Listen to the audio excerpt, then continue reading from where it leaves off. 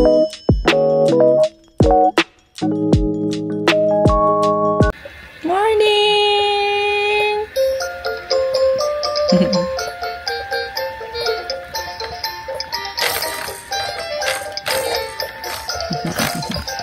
Pasipa pa sa TL, guys.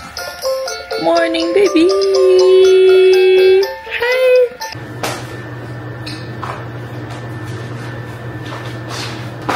Good afternoon, guys! Good afternoon! It's Diane! Good afternoon, mga higala ko diha. Ano yan? Ngayon pala ako magla-lunch, guys.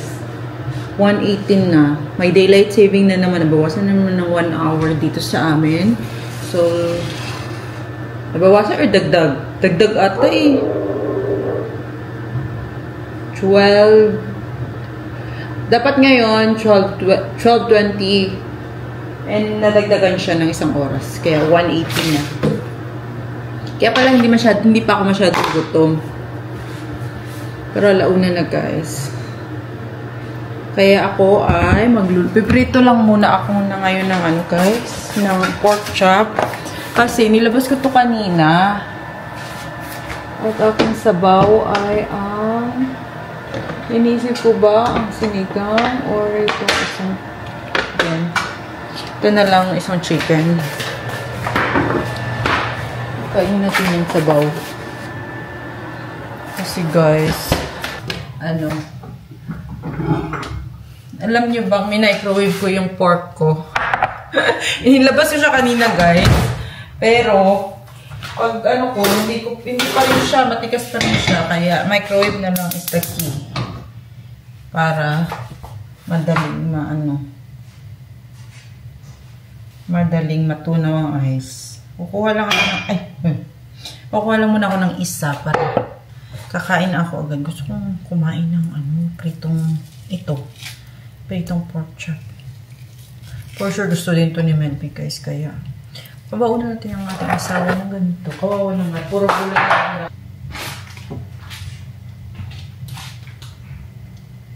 Crispy fry.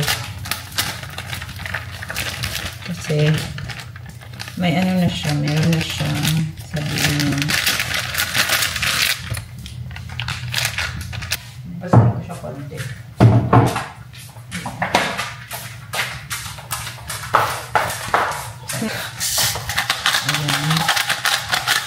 Hindi nyo na pala nakikita. Ako lang pala nakikita niya.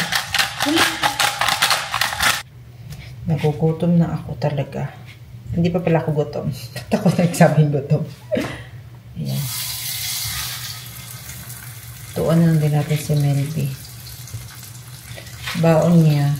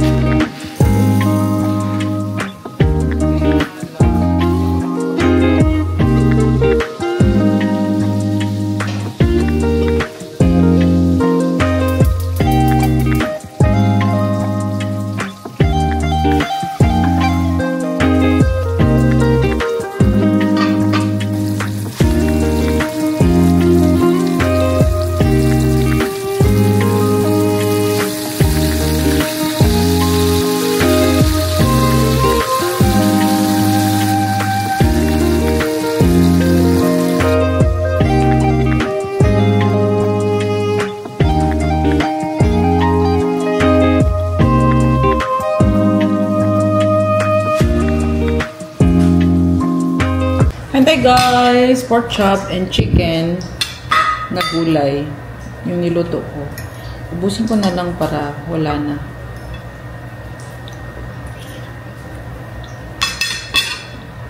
Yung sa Netflix, yung ano to, may bago? The Potato Lab. Pero gusto ko yun panoorin yung kay Ayo sana.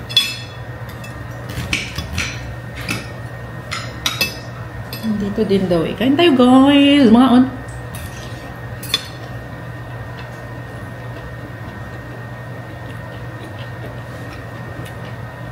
So, 35 na. Of course, meron tayong coconut water.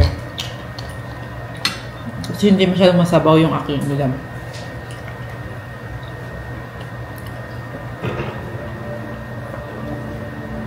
Kailangan pag hindi masyadong masabaw, kailangan kong kumuha ng at least coconut water or kahit anong hydration na drinks.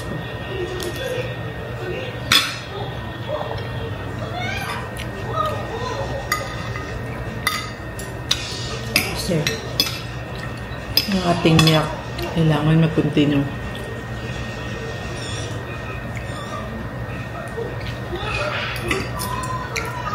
Napakahirap kaya guys. Sobrang hirap mag-maintain ng milk. Grabe.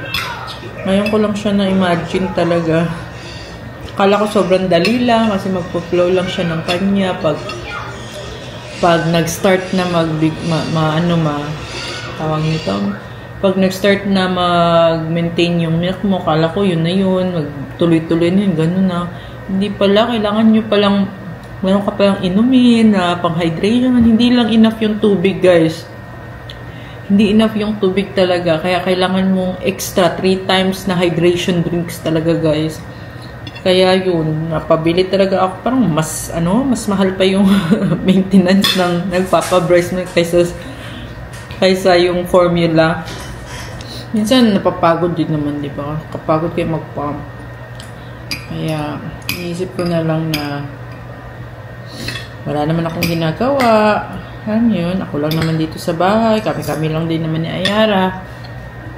Kaya, yun na lang. Inisip ko na lang libangan siya.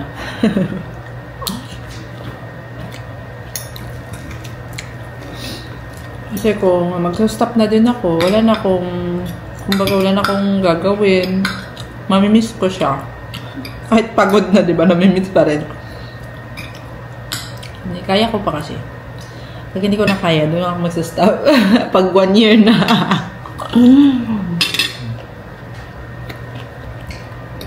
Ay, hindi pala lalim. Di lalim magpadidik, guys. Grabe. Hindi ko na talaga. Mahirap pala talaga siya.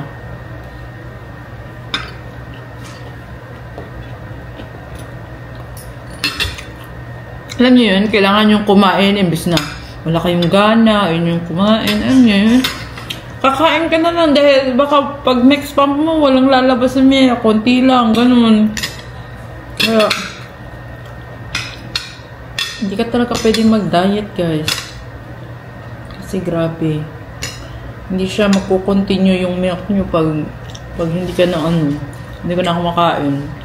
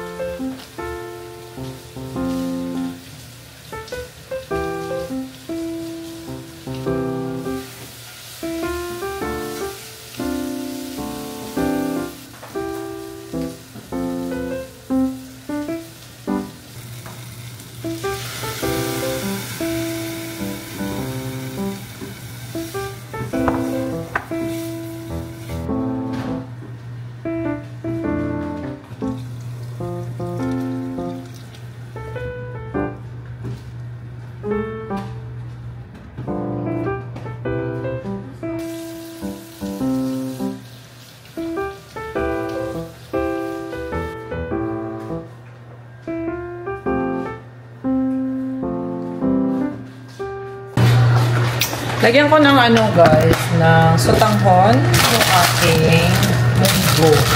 Kasi wala to sa ibang wala akong ibang nilagay, kundi yung ito lang, kamatis, sibuyas, and walang ano guys, walang okra, walang talong, wala lang.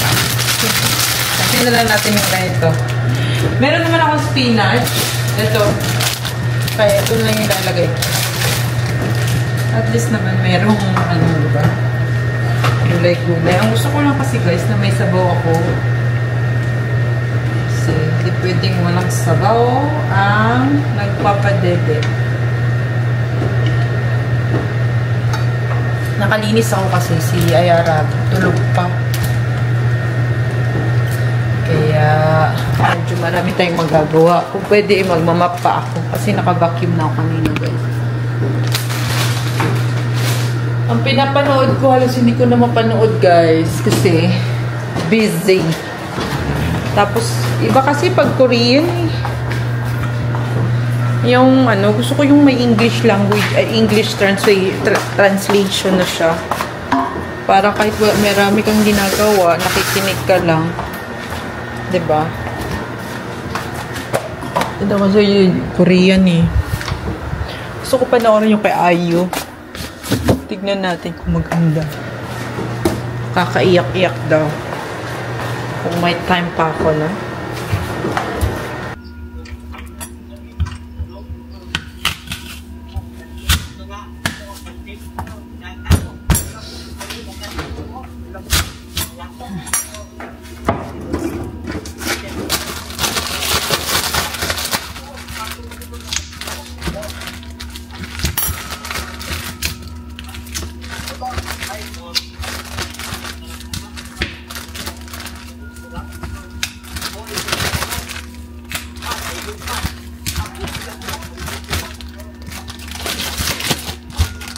Yara.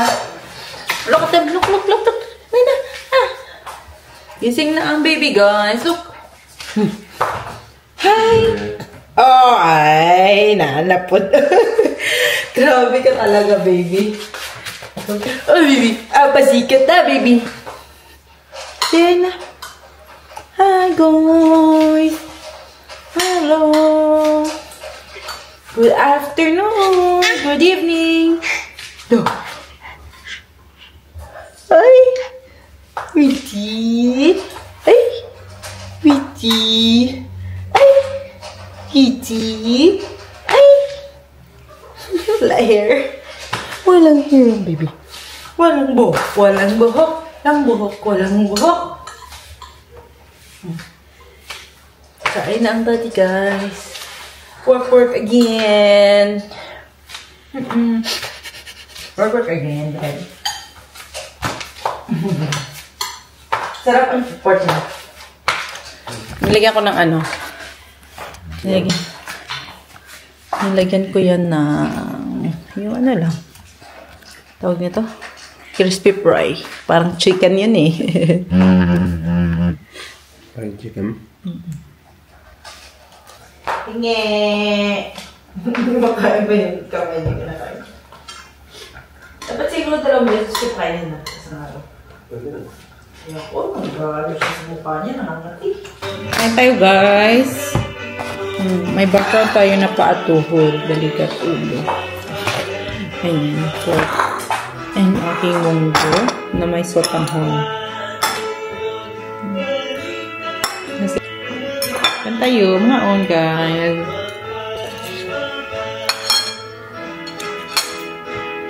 Nakalis na ang daddy niya. Kaya tayo na naman kakain.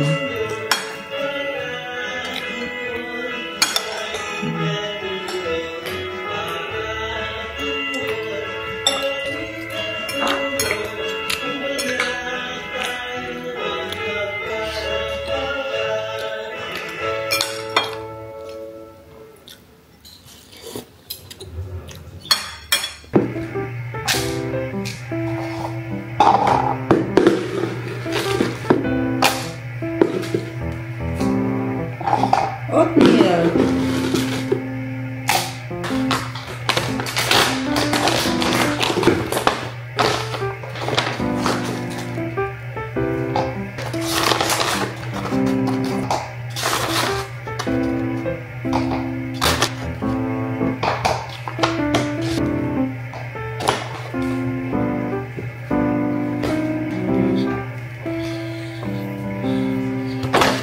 Chia seeds. Chia. Ay, guwapo na siya. High in omega-3.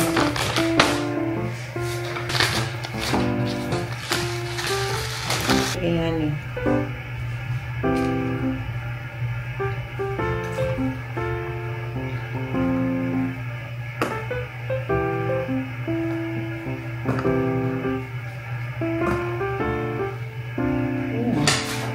Guys, kanina pa ako dito, guys.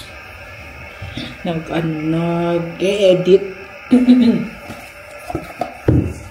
Kasi si Ayara, alas 10 na, 10:10 na siya. Tapos tulog pa si Ayara. Baka hanggang bukas na to siya. Hindi na to didede.